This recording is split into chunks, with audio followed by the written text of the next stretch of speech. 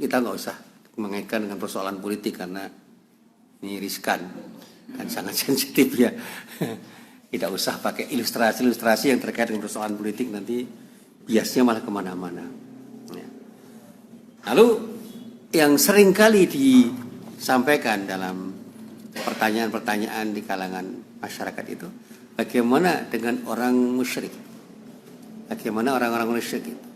Ya selama syirik itu ada di dalam dirinya, tentu saja taubatnya akan terhalang untuk diampuni oleh Allah. Tetapi sebagaimana yang saya sampaikan, jangan menilai orang itu betul-betul musyrik karena kita itu seringkali salah di dalam menilai orang. Kebetulan saya itu punya tetangga yang dulu pernah jadi dukun dulu. Tapi setelah tua itu sudah tidak matek dukun lagi. Dan dia sering sholat. Sering sholat itu bukan berarti selalu sholat. Yang terlihat sering sholat. Nah, pada saat ketika meninggal, saya memimpin sholat. Kemudian dikritik. Mau musyrik ini, mau musyrik. Nah, dia kira ngerti kok dia musyrik apa ora saiki. Biyen nalika dadi dukun, ya orang bisa menuduh dia musyrik. Tapi wis pensiun kok. Pensiunan dukun atau pensiunan kiai beda lho. Nah. Pensiunan dukun dadi wong apik itu kan taubatan nasuha. Nek sakdurunge dadi kiai terus lali, nah kan repot. Ini ceritanya Nur Khalis Majid almarhum itu. Katanya kalau kiai itu masuk dunia politik, oke laline mbang eling. Kata Nur Khalis Majid itu benar apa tidak? Atau ini kelakar dia itu. Ya Mas Musin, saya pernah jadi muridnya waktu di UIN dulu, waktu di IAIN. Ngobrol-ngobrol itu. Nur, saya mau tanya itu, boleh nggak kiai itu berpolitik? Ya orang larangan itu, nggak ada larangannya. Ini biasanya ini, kalau kiai sudah masuk dalam dunia politik praktis itu, oke lah ini mengenai kalingan ini. Makanya ketika dia itu pernah punya jargon, Islam yes politik no itu spontanitas dia dikatakan. Tapi dengan satu keyakinan karena di dalam realitas kehidupan sulit untuk memadukan antara Islam dan politik itu dalam satu paduan yang betul. Karena begitu seorang itu masuk dalam dunia praktis untuk berislam secara kafah itu agak sulit karena tawaran-tawarannya itu menjadi sulit untuk dikatakan ya atau tidak dengan panduan-panduan yang tegas. Tetapi secara normatif tidak ada larangan. Makanya ini bukan pernyataan normatif kata Nur Khalis Majid. Islam yes politik no itu bukan pernyataan normatif Mas Musin, itu pernyataan positif sih. Artinya apa? Saya mengukur ketika orang Islam itu ingin berislam dalam dunia politik praktis angel, sulit. Tapi bukan tidak mungkin. Makanya kalau kita bicara normatif, sebaiknya orang-orang yang masuk dalam dunia politik itu adalah orang-orang yang siap betul berpolitik dengan akidah yang kuat. Seperti nasihat Umar bin Khattab untuk calon para pebisnis. Jadi orang yang mau masuk ke dunia bisnis itu harus kuat imannya.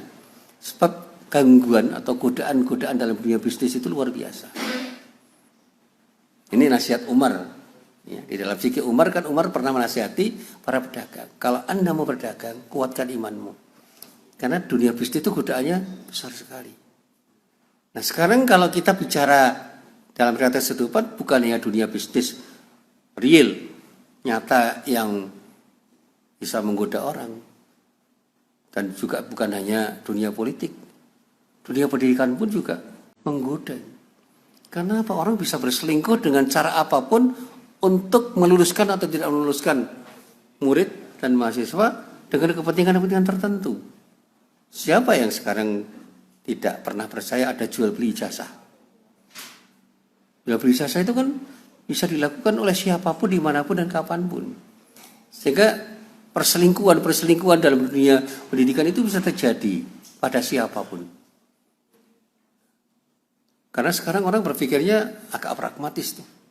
Nggak usah sulit-sulit, rasa angel-angel. Diluluskan seapi-api ngomong tuh. Nah, apalagi terkait dengan akreditasi itu. Wah, itu gangguannya, godaannya luar biasa. Kalau kita itu ingin mencitrakan lembaga pendidikan kita itu baik, kan harus meluluskan murid-murid kita, mahasiswa kita dengan kelulusan yang terbaik. Tepat waktu. Sehingga citra kita itu terbangun baik. Ini soal branding. misalnya. Kalau kita itu ingin lembaga pendidikan kita diminati masyarakat, ya kita bisa melakukan tindakan apapun yang tujuannya untuk pencitraan. Nah, kalau semua dilakukan untuk pencitraan, itu tidak hanya dalam dunia politik, dalam dunia pendidikan pun akan rusak.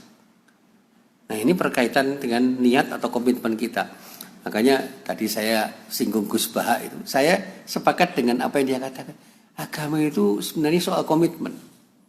Ini saya pahami dari hadis Rasulullah yang berasal dari beberapa ulama hadis yang sangat populer. Dan semuanya berasal dari Umar bin Khattab. Innamal a'malu binniyah atau innamal a'malu binniyat. Tindakan itu sangat bergantung dengan niat masing-masing orang yang melakukannya. Ini persoalan komitmen. Kalau komitmennya sudah benar, insya Allah keberislaman kita itu akan benar. Tapi kalau komitmen awalnya sudah salah, ya banyak melenceng. Kita itu menjadi sulit berjalan di jalan yang benar, di Shiratal Mustaqim, karena komitmen awalnya itu tidak benar. Kalau komitmen awalnya sudah benar, insya Allah jalan lurus. Ngaji seperti ini kan juga punya komitmen. Ngaji di malam Senin seperti ini kan tidak menarik, karena apa, kajiannya terlalu banyak mikir. Nah, tak mikir kok. Kajian-kajian yang banyak mikir itu kan tidak banyak diminati orang. Kalau dagelan banyak. Baliknya waton lucu itu banyak. Tapi kalau kajian yang seperti ini kan diperlukan pemikiran yang serius. Kalau istilahnya Pak Yahya itu harus mengerutkan dahi. Ini ada Pak Sami itu. Ngaji seperti ini kan harus mengerutkan dahi. Apalagi kadang-kadang menyinggung sesuatu yang sangat sensitif.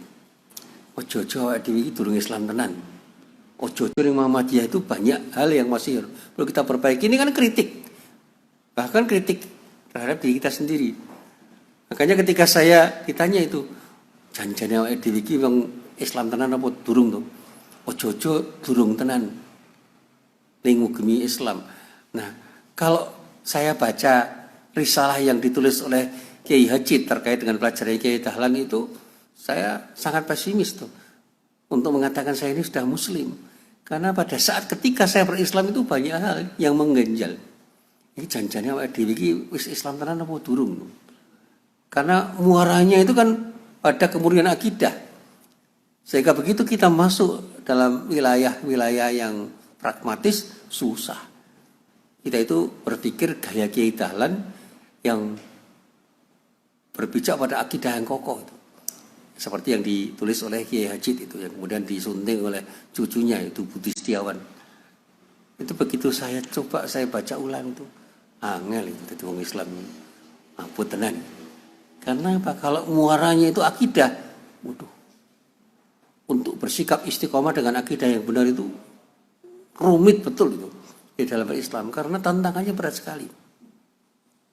Nah, para jamaah yang dirahmati Allah, untuk menutup ya, apa yang saya sampaikan di sini, saya ingin meringkas saja. Ibnu Qayyim al-Jauziyah itu cuma ingin mengingatkan pada kita. Ini pada halaman terakhir itu.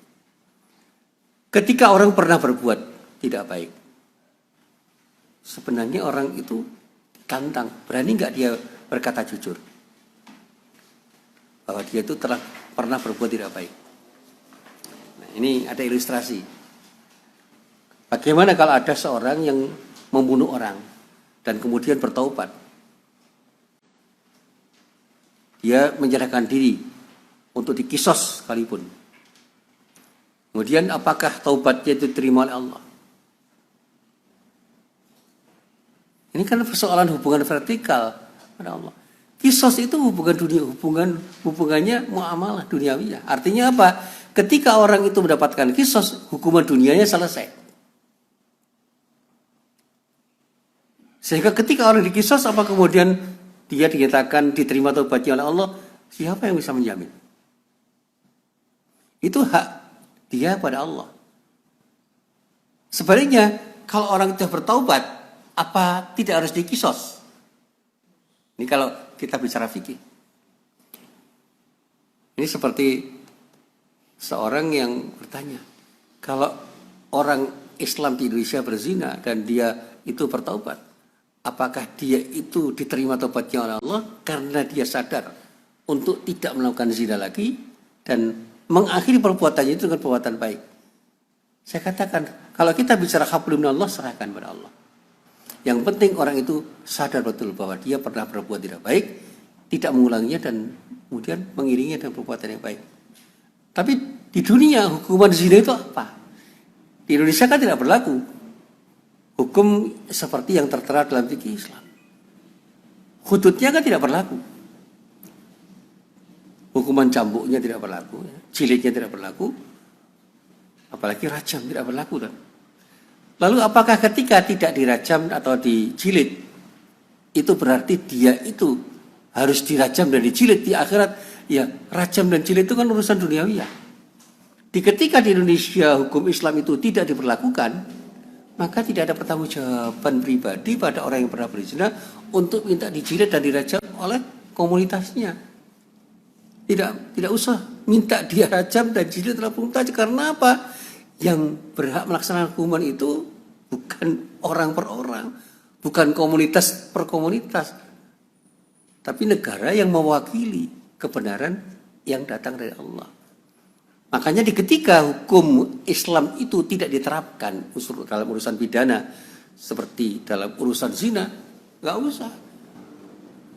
Kita itu berpikir bahwa seorang pezina di Indonesia itu harus mendapatkan rajam dan jilid oleh komunitasnya, atau kalau tidak dilakukan kita berdosa kalau tidak merajam atau tidak menjilidnya, sehingga pada saatnya kita akan diminta pertanggungjawaban Allah di akhirat karena kita tidak punya otoritas untuk itu. Jadi Muhammadiyah tidak usah berpikir untuk mendirikan lembaga untuk menjilid dan merajam orang yang berzina. Ya, itu malah salah nanti. Kita dipersalahkan karena kita tidak punya otoritas untuk itu. Tetapi menggagas hukum Islam boleh saja menawarkan. Artinya apa? Dialog yang betul-betul bisa difahami oleh orang itu perlu kita tawarkan. Bahwa kemudian dialog itu berakhir pada kesepakatan-kesepakatan yang tidak sama dengan idealitas kita sebagai orang Islam. Gak usah marah. Dulu saya pernah berdiskusi dengan Pak Mahfud MD itu tentang persoalan hukum dan fikih, hukum positif dan fikih. Pak Mahfud waktu di lulusan, bukan Pak Mahfud sekarang. Saya pernah menjadi muridnya Pak Mahfud ketika belajar politik hukum Islam itu. Dia mengatakan bahwa tugas kita itu adalah mewacanakan, Pak Musim, tidak memaksakan kehendak. Wacana yang kita bangun di dunia akademis kita tawarkan, bahwa kemudian respon pemerintah itu positif atau negatif itu bukan urusan kita. Dan setelah ada keputusan dari pemerintah untuk menerapkan hukuman, ya kita sebagai orang Indonesia sudah harus menyerah pada keadaan di mana kita tidak punya otoritas untuk itu.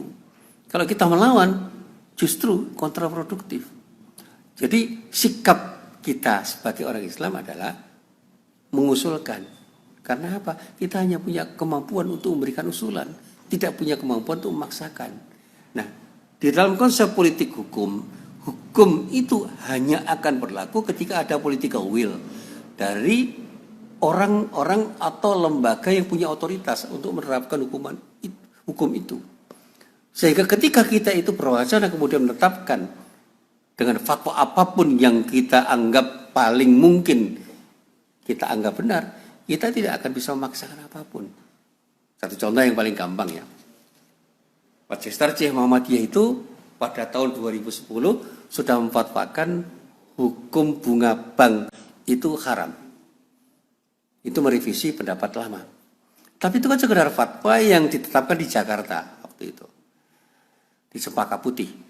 Ketika ditawarkan ke PP Muhammadiyah, diwacanakan, ternyata orang-orang Muhammadiyah kan tidak semuanya sepakat dengan fatwa itu. Sehingga sebagai pertimbangan hukum tetap hanya akan menjadi wacana yang menjadi pertimbangan. Sehingga PP Muhammadiyah tidak mentatwidkan fatwa bunga bank itu sebagai sesuatu yang haram. Berpijak pada keputusan lama, tetap bunga bank yang sementara ini ada itu masuk dalam wilayah syubhat. Ketika dilaksanakan oleh pemerintah, maka karena kondisi darurat masih boleh dipakai. Nah, disinilah kemudian Muhammadiyah itu tidak bisa dipaksa untuk tunduk pada fatwa Majelis Tarjih. Dan ini ketika saya berwacana kemarin, fatwa Majelis Tarjih terkait dengan masalah COVID-19 itu juga tidak semuanya efektif. Karena tidak punya kekuatan, tidak ada kekuatan yang memaksa kepada seluruh anggota Muhammadiyah. Karena ini bukan sesuatu yang ditanfidkan, sesuatu yang hanya diumumkan dalam sebuah wacana yang disebut fatwa. Dan pada saatnya di masyarakat itu masih ada pandangan yang beragam. Saya di bawah itu tidak mungkin memaksakan orang, meskipun orang itu Muhammadiyah semua, untuk punya cara pandang yang sama dengan fatwa tarjih berkaitan dengan wabah atau pandemi COVID-19 ini. Ketika misalnya orang PP Muhammadiyah atau pucuk pimpinan PP Muhammadiyah mengatakan orang Muhammadiyah sebaiknya berhari raya Idul Adha di rumah, itu sebagai sebuah wacana yang ditawarkan, tetapi tidak punya kekuatan memaksa. Karena hampir semua pimpinan cabang dan pimpinan ranting Muhammadiyah yang sudah punya rencana akan menyelenggarakan Idul Adha di masjid dan di lapangan-lapangan kecil, termasuk di keraton. Itu insya Allah fatwa tarjih tentang Idul Adha itu tidak akan berjalan. Karena apa? Kurban tetap dijalankan. Masjid saya itu kecil loh, jadi Tawang itu kecil. Sampai tadi saya tanya, untuk sapi biru mas, panitianya kali welas pak. Muka banget, lembelai yuk piye iki pun Pak, tenang mawon pasrah Gusti Allah. Pasrah Gusti Allah Pak. Waduh, saya lain jelaskan kan angel. Di tempat lain saya tanya pinten setuso, tempat lain 8. Wah itu berkerumun nanti. Sesuk riyo nganake Pak. Ngono berkerumun mboten napa-napa Pak, pun pasrah Gusti Allah. Mati nggih pun Pak, mboten sah repot-repot. Hal ini jelaskan kan kangelan. Iya Pak Aris, di bawah susah Pak menjelaskan. Dan saya itu karena ketua takmir masjid dipaksa untuk jadi imam dan khotib tetap cadangan. Pak Sami kok tersenyum. Iya. Jadi di beberapa tempat yang dulu saya pernah absen sekarang sudah diaktifkan kembali. Ketika saya tanya, dulu ketika saya tidak khotib dan tidak ngaji, yang ngaji siapa? Orang-orang PDM Pak. Orang-orang PDM pun di PDM kota. Bodoh. Saya sebenarnya cuma ingin menghormati fatwa itu. Saya pribadi nggak pernah takut, saya imam terus kok. Jumatan juga gak pernah libur, saya jadi khotib terus. Saya hanya 2 kali gak jadi khotib karena ada khotib cadangan yang mau bermain aja. Jamaah setiap subuh saya jadi imam sampai sekarang. Ya pakai masker begini nih. Tapi kalau pas jadi imamnya tak copot, tak coba kepelepakan nih. Ya apa-apa. Nah kembali pada taubat tadi. Kalau kita memang pernah bersalah, segera. Nah Ibnu Qayyim al-Jauziyah itu ingin mengingatkan bahwa ketika kita berbuat jahat sejahat apapun, hubungan kita dengan Allah kita perbaiki untuk bertaubat. Sementara hubungan kita dengan sesama makhluk atau sesama manusia kita perbaiki juga. Karena apa? Pada saatnya jangan sampai kita terjebak untuk dikendalikan oleh nafsu kita di dalam beramal soleh. Dan pada saatnya orang yang bertaubat itu muamalahnya baik, ibadahnya baik. Itu pertanda dia sudah bertaubat dengan taubatan nasuha.